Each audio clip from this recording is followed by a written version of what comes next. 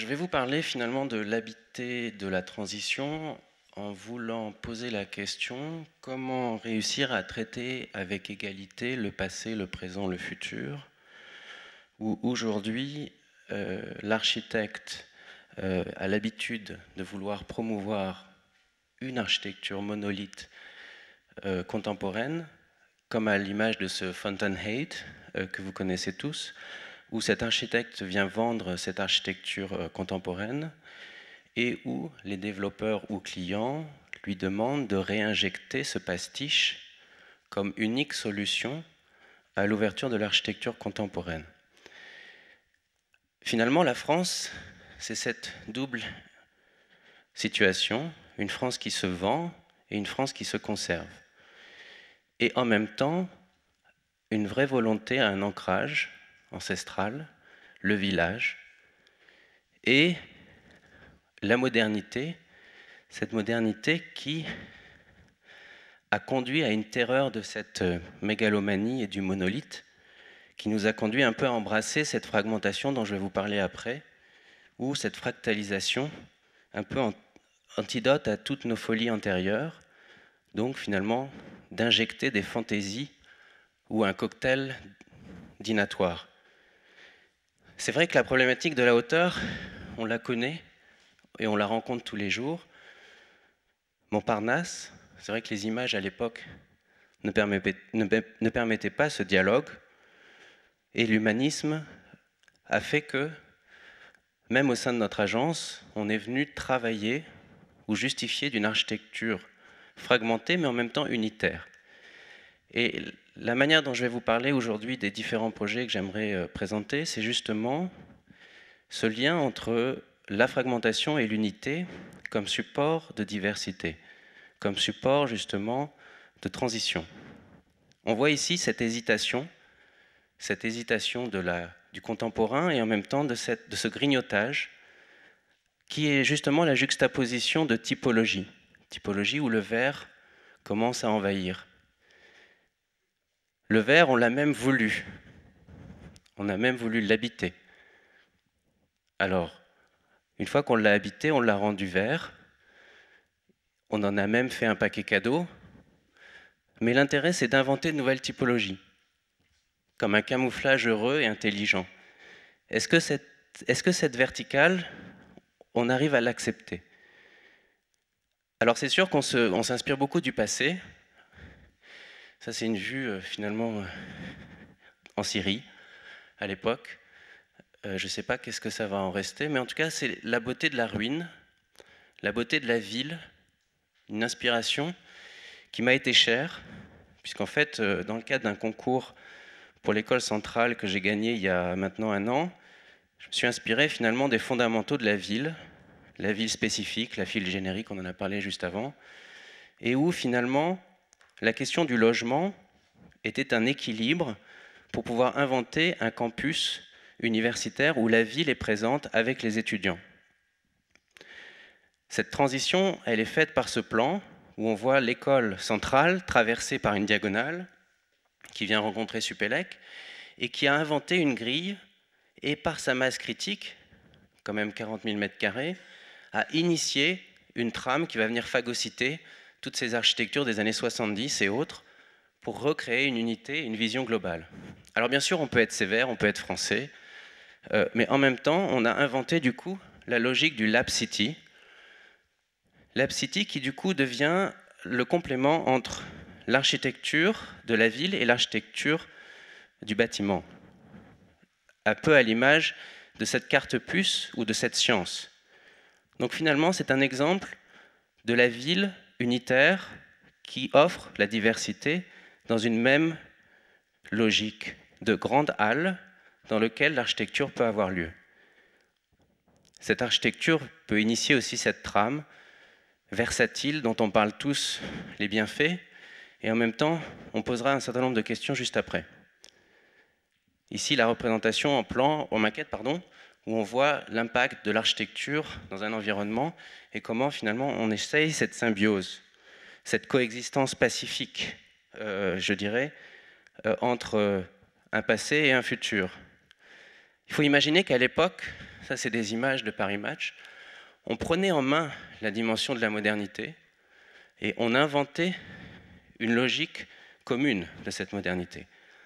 Alors je voudrais parler finalement, dans le cadre des logements, de l'habitat des années 70, où finalement c'était un urbanisme extraordinaire et on offrait une architecture ordinaire.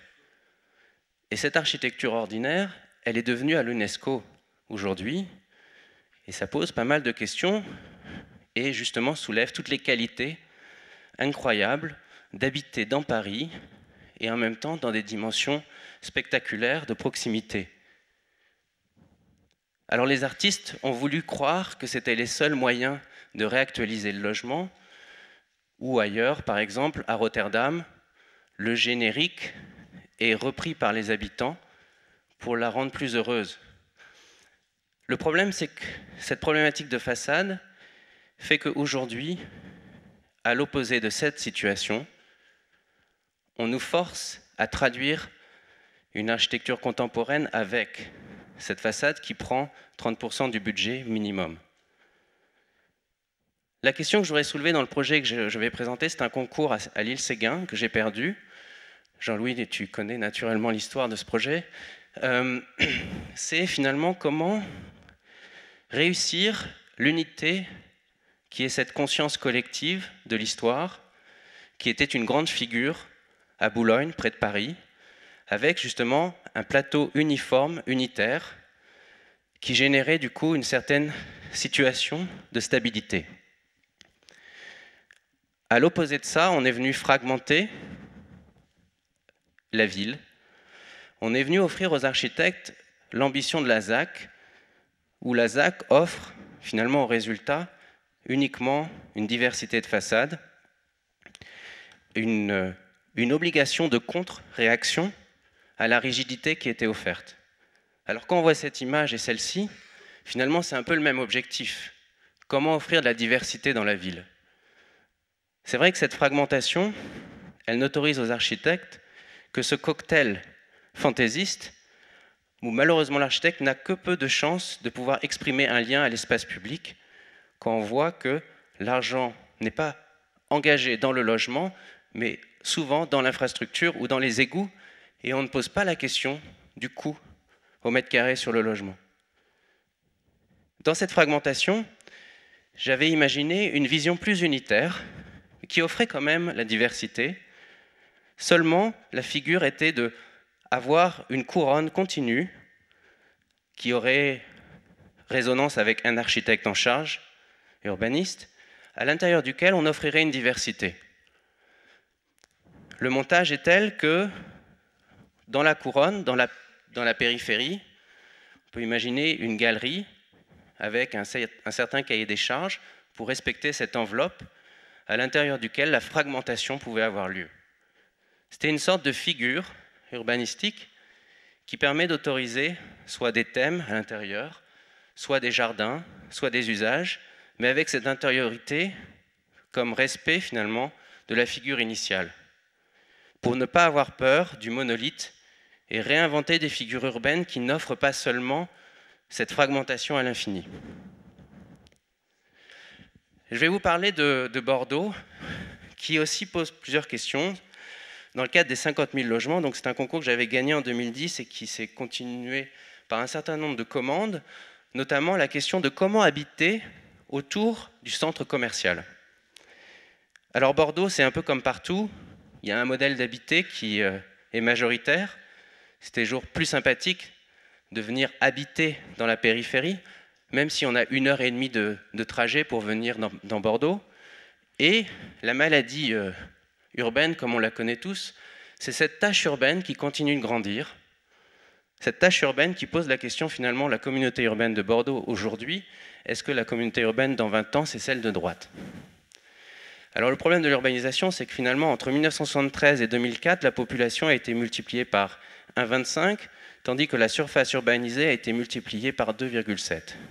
Donc l'efficacité de la densité a ainsi été réduite de moitié.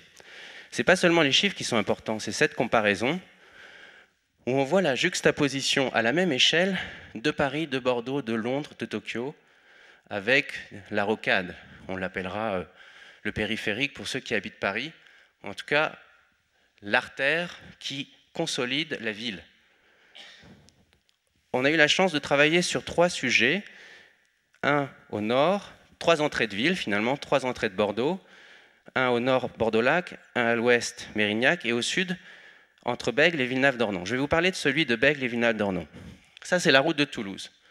Alors, en effet, ça joint Toulouse et Bordeaux, mais le plus important, c'est quand même cette architecture d'agglomération où on voit énormément de commerces qui s'appauvrissent, des commerces qui ont envie de survivre, et en même temps, le collage d'anciennes échoppes bordelaises, et en même temps, des commerces tout récents.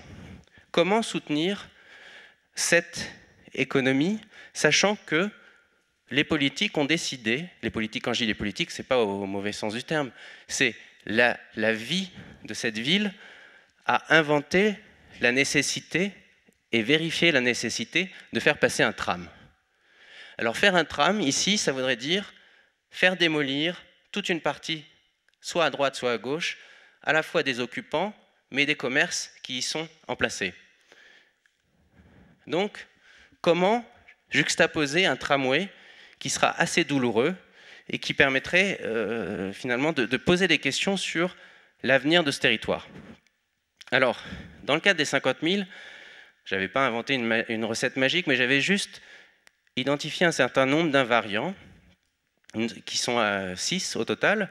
La question de la ceinture douce, de bien préserver cette densité, de retrouver l'équilibre 50-50 ville-nature, de réinjecter les pénétrevêtres dans la ville, limiter la croissance, le concept de voisiné qui peut être un peu nostalgique mais en même temps très performant, et enfin l'AOC qui serait l'architecture océanique climatique.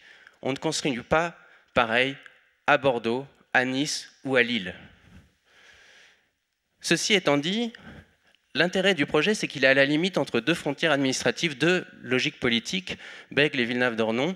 Et finalement, le tramway, c'est un peu le cadavre esquis qui va réunir 2 politiques, puisqu'en fait, j'ai réussi à leur dire que arrêtez de démolir 16 bâtiments et faites dévier le tram, ce qui vous permettrait de justifier d'une emprise foncière nouvelle qui, dans tous les cas, n'existerait pas, puisque s'ils avaient continué le prolongement du tram actuel, la bande constructible sur le côté, à l'est, n'aurait pas été possible. Et en juxtaposant cette logique de tram sur le côté, on est venu éviter ça, c'est-à-dire une architecture Hilbesheimer très très rigide qui vient impacter la conception de la ville par ses habitants, et en même temps d'éviter l'idée que pendant un certain temps, psychologiquement, on va venir aggraver pendant la phase travaux tous les commerces existants. Donc on a fait une cartographie de tous les commerces qui existaient, et l'idée c'était d'inventer un morceau de ville linéaire qui autoriserait à faire vivre encore ces commerces. Donc le désaxement du tram autorise une bande constructible, offrant du coup un dispositif qui fait le lien entre la ville très fragmentée, mitée, et une figure unitaire dont je vais vous parler juste à présent. Ici, c'est un peu la représentation graphique où on voit la mise en perspective des rez-de-chaussée qui pourraient être réactualisés par des commerces, la mise en perspective de 2 places, Aristide Briand, qui rend la lecture du politique qui était jusqu'à présent invisible, et plus au nord, la mise en perspective du delta vert avec une logique d'entrée de ville. Et en même temps, d'inventer une typologie avec des appartements de 8 mètres, donc traversants, et un rez-de-chaussée qui pourrait être sous cette logique de Porsche, qui offre à voir la ville douce, là où le tramway se passe, et la ville rapide, où on conserve la route de Toulouse existante. Donc ça fait un peu cette coupe qui juxtapose, du coup, la transition entre la ville dite unitaire et la ville peut-être plus fragmentée. Un peu à l'image de ce rhizome, où finalement on vient inventer une typologie, une architecture qui fasse la transition entre tout ce qui existe déjà, non pas pour l'effacer, mais justement pour inventer une complémentarité, retrouver cette coexistence. Donc là, c'est un peu la répartition du projet. Alors, naturellement, il fallait être opérationnel, c'est-à-dire qu'est-ce que le tramway aujourd'hui dans Bordeaux pourrait inventer de la ville. et comment faire de l'architecture autour de l'infrastructure dans une logique opérationnelle. Voilà, donc ça c'est un peu les plans, et je rejoins complètement cette idée du monument qui fédère uniquement l'équipement public. On a justement défini qu'un parking pouvait être un monument, et le parking silo, avec les mutualisations et autres, pouvait être dans une logique stratégique dans la ville. Voilà, le rapport finalement à la ville douce, qui peut être rendu plus nostalgique, mais en même temps qui revient à l'idée que le tram avait une caractéristique urbaine importante et imposante. Donc avec tous ces outils-là, parce qu'en fait c'est finalement l'exercice de la densité, tous ces outils-là, on est venu agrémenter de nouvelles typologies qui viennent s'acclimater dans la ville existante pour justifier peut-être une image un peu plus festive. Tout ça pour dire aussi que le logement avait plusieurs ingrédients. La notion de capacité, de flexibilité, comment faire une pièce supplémentaire, le rapport au grand paysage, toute cette logique d'aménagement performant, d'hybridité et d'équivalence intérieure-extérieure. Donc comment faire cette magique inversion que tous les Français aimeraient entendre de ce pavillon dans un jardin, comment réinjecter cette logique de pièce extérieure dans un territoire bordelais. Alors on a fait un certain nombre de projets qui permettent, par la structure notamment, d'inventer un état évolutif du logement, avec la possibilité par exemple en état 1 d'avoir un appartement en double hauteur qui au fur et à mesure, une fois que la famille s'agrandit ou autre, on vient compléter cet espace double hauteur pour en juxtaposer un état 2 et un état 3 si nécessaire. Donc un peu à l'inventivité proposée par Sol Lewitt, un peu de cette structure infinie, on cherche à juxtaposer toutes les typologies envisageables par cette architecture de peigne. Donc on a inventé un catalogue de typologies qui peuvent être découlées par le projet. En même temps, ce qui est intéressant, c'est que le caractère unitaire, ce n'est pas forcément une obligation à tout faire en même temps. Et la grande caractéristique du projet, c'était qu'on pouvait segmenter par rapport au parcellaire initial les différentes opérations. Et on est en train justement de conserver certains éléments de patrimoine. Donc c'est un système assez flexible et malléable. Ici, quelques représentations de logique qu'on pourra inventer sur le logement plus tard. Aussi, Bordeaux, c'est le rapport à la nature. Alors vous connaissez tous qui regarde la nature. Mais ce qui est le plus important, c'est de trouver différentes typologies. Dans le regard entre l'unité et la fragmentation, comment inventer des typologies de logement qui sont adaptées ou en corrélation.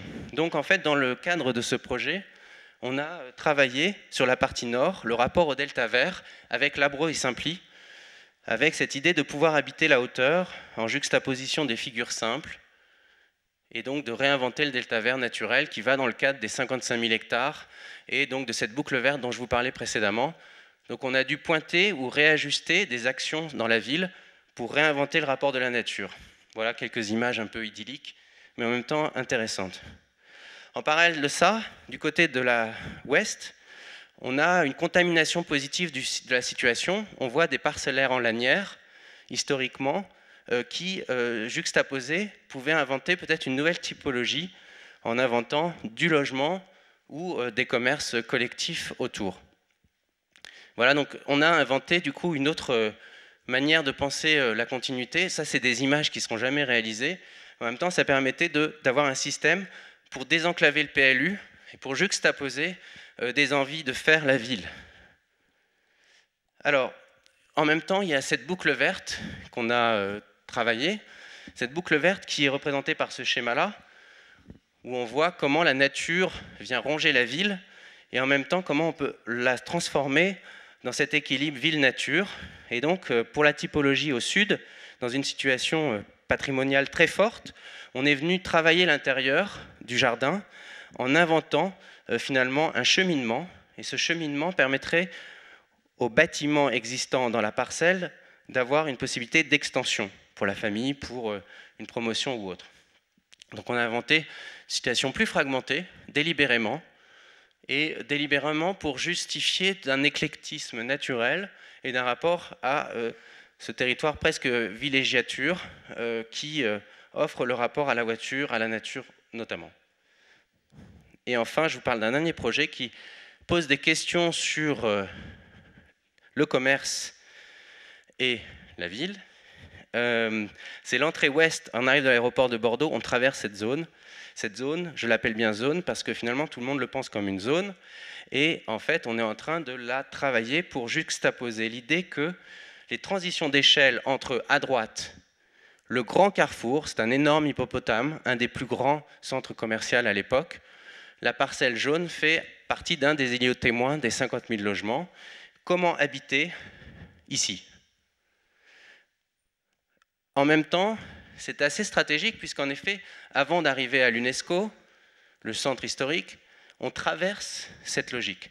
Une des volontés du projet, c'était de dire de responsabiliser les politiques et responsabiliser la vertu publique en justifiant d'une mise en perspective d'un parkway.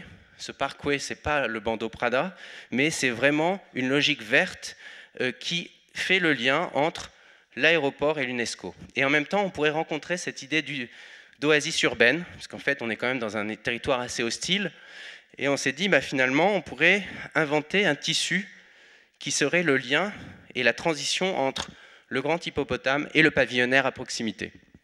Alors bien sûr, on s'inspire du passé, simplement pour en donner quelques règles ou quelques objectifs.